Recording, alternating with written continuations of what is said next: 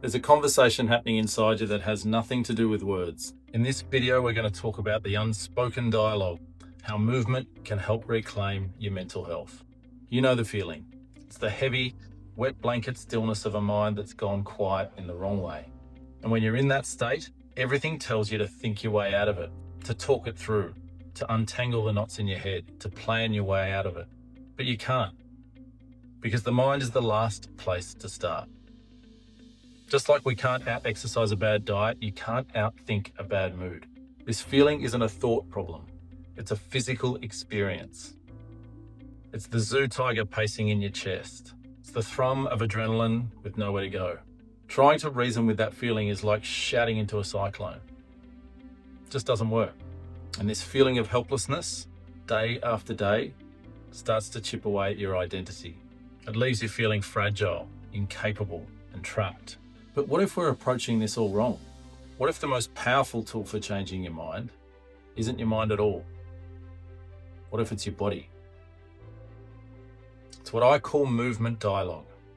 The shift from seeing movement as a punishment from your body to a conversation with your mind. It's not about escaping your thoughts. It's about actively rewriting them from the ground up using your body as a biological tool. First, there's the immediate chemical shift. The moment you start moving, walking, stretching, anything, you get endorphins, your body's natural opiates, that can create a sense of euphoria, and at the very least, you feel a bit of relief. You get dopamine, the molecule of reward, which registers the movement as a win and motivates you to do it again. And you get serotonin, which regulates your mood so effectively that most antidepressants work by targeting it. You offer effort, and your brain offers immediate relief. And that's just the beginning. Consistent movement is like weeding a garden in your brain. It boosts a protein called BDNF, brain-derived neurotrophic factor, which is basically fertilizer for your neurons. BDNF helps rebuild the parts of your brain that are damaged by chronic stress and depression. It literally helps you grow a stronger, more resilient brain, one that is structurally better equipped to handle life. And finally, movement dialogue gives the energy of anxiety a job to do. That zoo tiger in your chest, movement lets it out to hunt.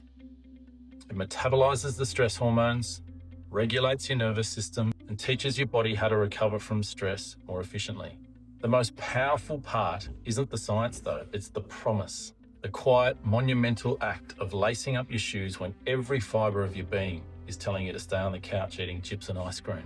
When you keep that one small stubborn promise to yourself, you rebuild something called self-efficacy, your belief in your own ability to meet a challenge. That small win doesn't exist in a vacuum. It creates a ripple effect. The person who can show up for a walk or a plank or a few stretches starts to believe they can show up for other things too. The internal dialogue softens. The heavy blanket begins to lift. You start to see yourself not as someone who's broken, but as someone who can take action, endure discomfort, and create change. You don't just feel better for a moment, you start to become a different person. You're calmer, more grounded, and you have a tool you can rely on, a dialogue you can always return to. You realize the victory was never about crossing a finish line. It was about taking the first step. It's the simple, honest work of tending to the home you live in, your body. And it reminds you that even on the heaviest days, you've got the power to move.